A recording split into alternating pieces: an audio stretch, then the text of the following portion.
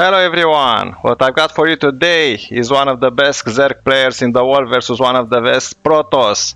We have here another Van, Nice, which is an interesting thing that I found about him. It's also an interesting meaning. It's not nice like hello, I'm nice. It's the sun rises in the east. Nice is from Asia versus none other than RiSkyZ. RiSkyZ is from UK and New Zealand, so pretty much the British Empire, and he's also a very good player. This is one of his last tournaments, so let's see what is going to happen. It's going to be a long game, and I'm going to be here with you, and together we are going to find out what is happening. As usually, I'm going to see it for the first time, you are going to see it for the first time, and we are going to have a lot of fun. The probe is already in the Zerg base, searching, trying to see what is happening. No hidden bases. And here we have the standard gateway. Probably pretty soon we are going to have some adepts heading in the Protoss, from the Protoss into the Zerg direction. The spawning pool, the extractor for the Vespian gas. For those of you that are new here, you need minerals and Vespian gas. Together you can build units. The more gas you have, the more you can build higher tier units. In the meantime, we have a second Nexus for the Protoss, a greedy one. Usually Zerg is a little bit ahead. We have the cybernetic core, and we are going to see non-stop action. Half an hour. A lot of mineral resources everywhere, as you can see. So this is a big map that probably is going to be split either in half, like this or like this, who knows. I like to see it together with you. It's more exciting than for me just to scroll ahead. The cybernetic core is ready. As I predicted, this is standard opening so far with an adept. Probably several adepts in order to attack the mineral workers. These juicy drones. The drone is running for its life.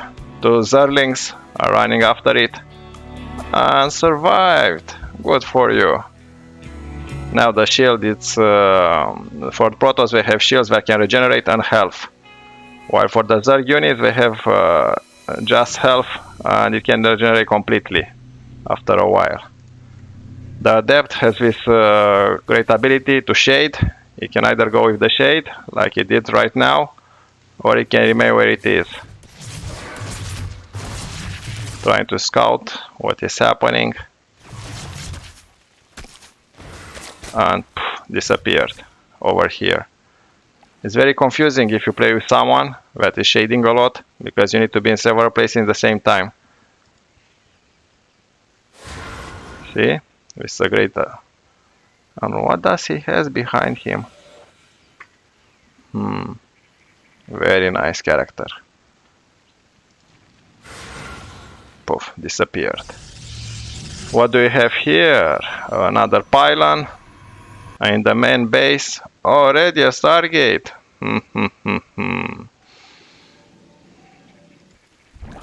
For the Zerg we have two queens in the second base, another queen in the main base. The third hatchery already acquired. So I don't think we are going to see too many shenanigans that are going to succeed. This is a perfect wall-off. The adept is staying here. Hold the door, hold door. The Oracle is going to try to see what damage it can do. It was already spotted by the Zerglings and stays here for the home defense. Two Stalkers. Two Oracles, nothing that these Zerglings can do. They are basic units, cheap to produce, efficient in mass numbers with upgrades, very good for scouting and to annoy. They are constantly a menace, always running, and the Oracles are trying to see what they can do. Already spore crawlers in the main base that are going to help the queens. Go back, boys. Revelation was used. Revelation basically means you can see exactly where your opponent is, what he is doing. This is nice point of view. This is the point of view of Risky. And this is, luckily for us, the point of view, the general map where you can see everything. Now the oracles are trying to prevent some damage that can be done by the zerglings. The two stalkers, three stalkers right now. As you can see, the army are evenly equal, 18 versus 16. In terms of workers, Risky has a huge advantage. Like, I'm not that good at math, but 60 versus 40, 62 versus 66 versus 47 right now. That's a big income difference. We also have the total general in terms of workers and soldiers, 97 versus 72. This is the income. Favoring Risky by far. And here we have already a little bit of an engagement, skirmish between stalkers versus queens. Revelation is also good because you can see where creep tumors are, deny some of the creep spread, and already an tactical pylon and the gateway in the proximity of the Zerg base. It's going to be non-stop action.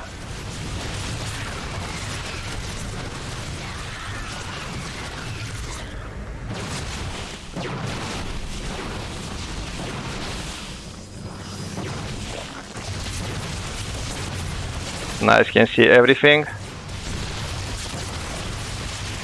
This is the point of view of Risky.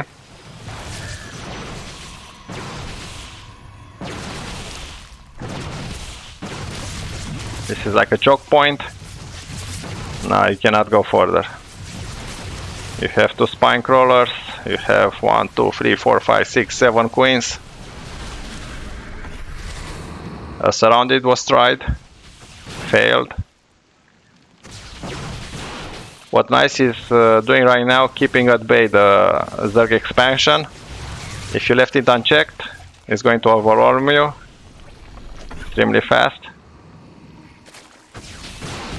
And even though Nice is the one that is attacking, you see, there is a big supply in terms of workers difference.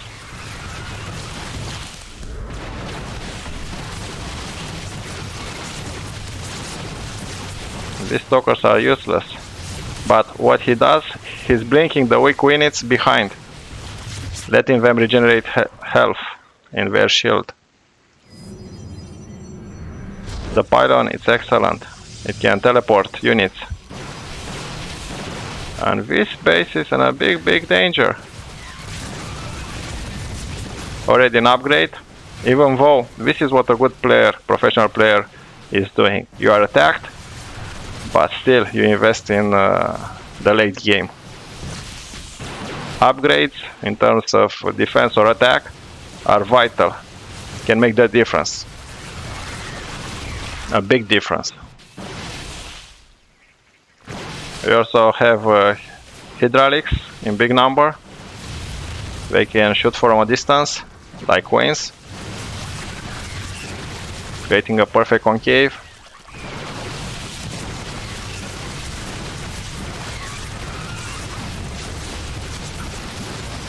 Look, the queens how they are transfusing, keeping the hydraulics alive. This is a good ability that the queens have. They can heal other Zerg units. Non-stop action from the beginning. I like this game. I really like it. It's epic. The army of stalkers. Trying to find another avenue. These Zerglings are dead. Non-stop revelation, making sure to keep track on the Zerg army.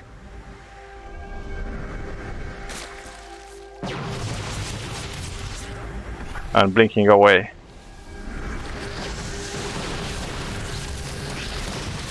A status field. We had managed to take by surprise a lot of Zerglings. We are trapped here, not killed, not damaged, just trapped. Another successful blink forward, cutting the hydraulics out of guard.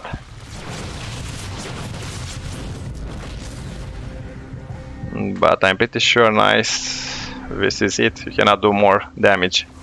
An adept, 3 kills, not bad at all. But there are way too many queens to break this. Too many queens, too many hydraulics, non-stop. Another adept run by, 5 kills on one adept. That's nice. Counter attack. And this base was destroyed. Nice.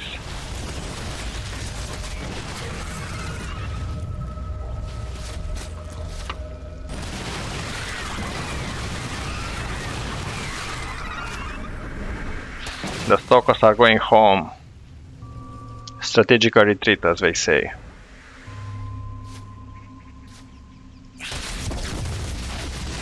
Three pylons, 300 minerals. Pylons are extremely important because they can give you more supply. While for the Zerg you need overlords, for Protoss you need pylons. Non-stop action is continuing. Nice, he's trying to do something with his Stalker army, but it's prevented.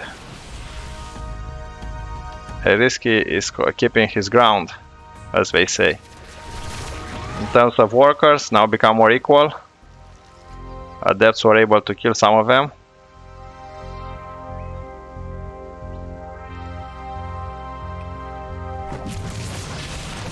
Another attack, another blink away.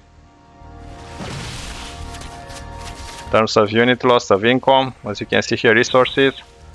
Risky lost more. But if you see 345, that's a lot of Zerglings, not higher tier units. How many bases? 1, 2, 3, 4. 1, 2, 3, and now the 4 Nexus. So as I predicted, the Protoss is going to take the left side of the map, while the Zerg the right side of the map. And now finally we have disruptors. One disruptor ball can change the entire fight. Can kill several units at once, especially if they are clumped together.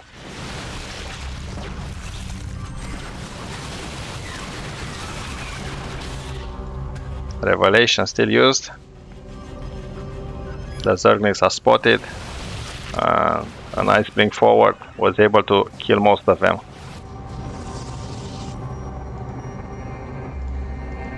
The SWORM. That's impressive.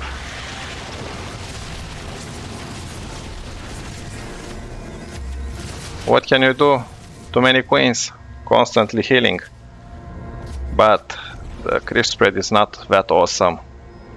So queens are very slow. See how they are walking, crawling. While in the fourth base, we have a counter attack. The Oracles are trying their best, and while this is happening, the major fight is happening over here with 3 Colossus. A lot of splash damage from a distance. Plus the Disruptor. Disruptor plus Colossus. Problem. No Observer. That's a problem as well. Observer is great. It can let Protoss see where Cryptomors are. And another big counter attack. Here is the shield battery. Overcharge. And are those Zerglings going to destroy Colossus? No. A surround could have been. But while this is happening, it's just a distraction. Look, another base was just acquired. So sometimes just send some units in the opposite direction, distract the units of your opponent, and you build more economy on top of it. These units are trying to do something. Now we have lurkers. Good luck. And finally, an observer. 2 of them, just for safe measure. Like, you have one, it's killed, that's it, you have to wait.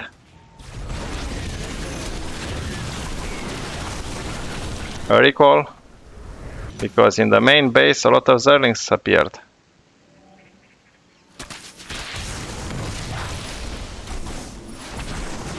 They're very annoying. We can kill a lot of probes. And now, worker size, equal, 70-70.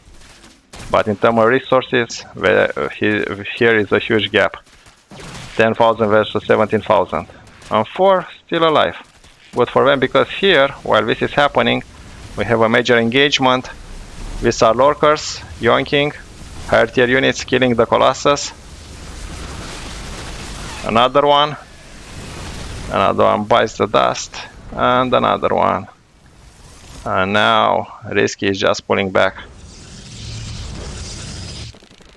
He's satisfied with what he got, and this base is dead for sure. You have to cancel it to get some of your income back. Yes, it was cancelled. So not everything was lost. And while this is happening, a counterattack. Are these queens going to be caught off guard and destroyed? A lot of transfuses. And while this is happening, the cavalry is on its way. RiSky is 188 units in total, 180 army, 82 versus 82 is not a good sign. RiSky has clearly an advantage. But don't underestimate Nice. Nice is not that nice.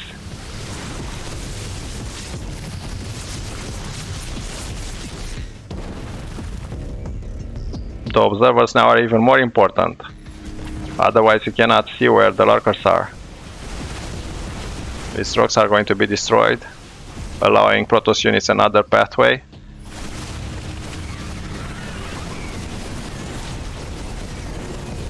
No more observers. The Overseer acts as an observer, flying observer for the Zerg, and an observer can see. An Overseer can see an observer. Vipers are very, very good. Now they're, in order for them to replenish their energy, in order to abduct, it has 2 options. Either to wait for it to be replenished, or you just take from another base or structure.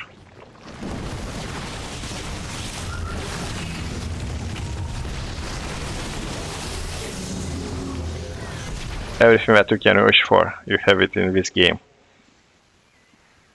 All the units are here. Ground units at least. Here we have High Templars with their Storm. They can also be morphed into Archons. This is keeping... Oh, nice one. See, 1, 2, 3. All are dead.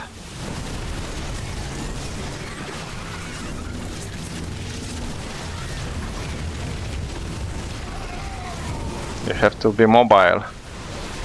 If you stay, Zerg is going to kill you with all those lurkers. Lurkers are underground, and the spikes are killing everything. Now RiSky is in hot pursuit of Nice. And while this is happening, counterattack, nothing here. Nothing here, boys. Go, go, go. The supply difference in terms of the army, in terms of workers, the same.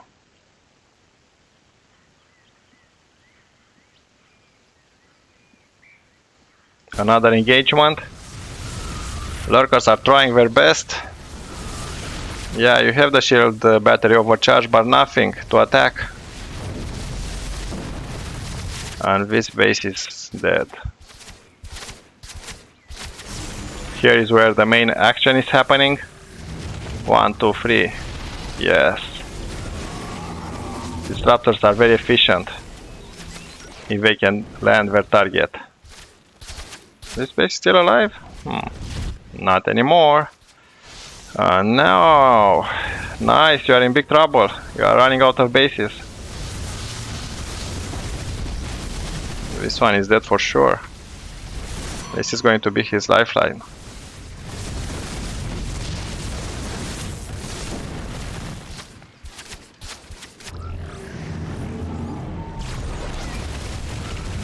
Now Nice has to attack somehow. Cannot allow any more advancement of the Zerg. So Risky is taking some risk, but so far so good for him. Has more bases, more map control. When it comes to income, we are pretty much the same. But Risky has more gas and overall more minerals. Another engagement. These Vipers are worth their size in gold.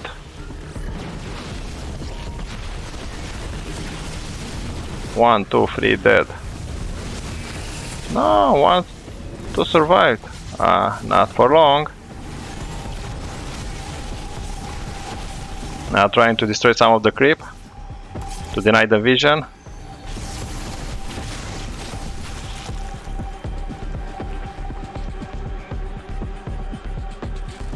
How many kills? 14. Nice disruptor. And for Colossus, 59. Oh my god.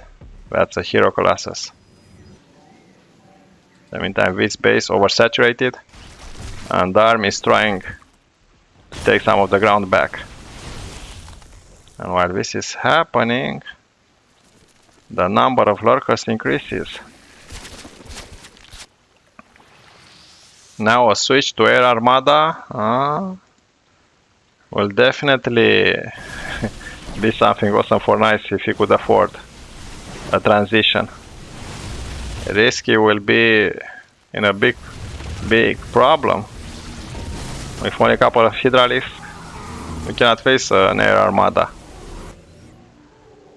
But so far Nice is stuck with ground units. And a little bit of a counter-attack. Hero Zealot trying his best, and he's dead. How many? 61 on the Colossus. War hero, a statue will be built in your honor after this game. 3 observers, just for good measure. Yes, you destroy some creep, but more is being planted. And while this is happening, a counter-attack with lurkers in the main base. The lurker is put here behind the mineral line. You do not see it. What can you do? You need an observer. Need an observer. Yeah, bringing whole army for a lurker. Hotkey. Control A as I do. Nice, it's too good for that. And while this is happening, it was a distraction. The march of the lurkers in the base of Nice. 4 here for good measure, the rest in front. So now we have a huge counter-attack. Is it going to be a base race? Nope. The lurkers are going back home. These are here just to destroy the enemy base, and they are here to defend their own base. But is it enough? In terms of army, we are pretty equal. Risky spread his army a little bit. Some of it is in a nice base, still doing damage.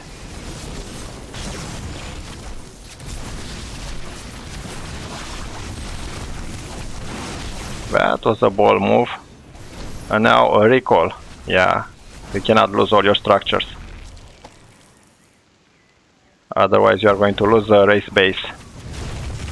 And this hatchery is amazing, going to survive. Now we have a new Nexus acquired by the Protoss. And that's a dead overseer. The Zerg units are going back home. This hatchery is going to die for sure. Who is going to win? I have no idea. Army are pretty equal. In terms of total supply, we are pretty equal.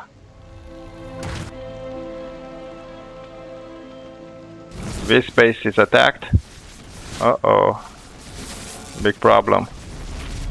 This was a viable option for the Protoss to extract some minerals. Nice special effect. But while this is happening, we have a counterattack. So apparently the best defense is attack your opponent with everything you got.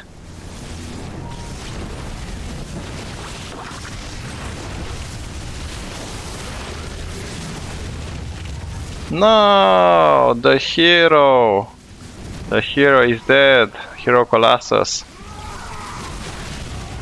That had a huge splash damage, but while this is happening, in terms of army size, RiSkyZ has a big advantage. Twice the size, more.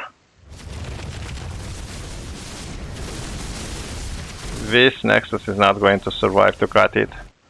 This one is the only one available. And while this is happening, 6 Stalkers are doing a counterattack. Are they going to be enough? Not likely. The main body of Zerg army is coming. RiSky. Now if I have to bet, I'm going to bet on RiSky, but I don't know. I said so many times that I know who is going to win, and I can definitely assure you I'm not 100% correct. Most likely 50-50.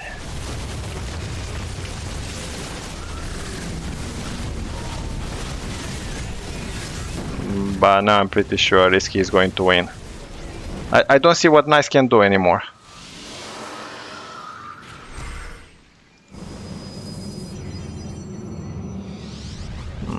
Zealots against Lurkers. Fresh meat.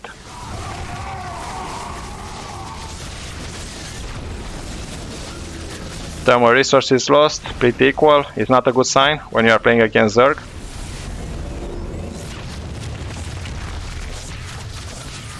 In terms of income, RiSky has an advantage, and this advantage is growing. The army size 43 versus 75. Yeah, you have more workers, but you don't have more bases. This was the last one available. But we are fighting until the last unit. Never give up. Never back down. Strike hard, no mercy, like in Cobra Kai. And while this is happening, this group of 4 zealots are trying to do the impossible, Mission Impossible, Protoss Edition.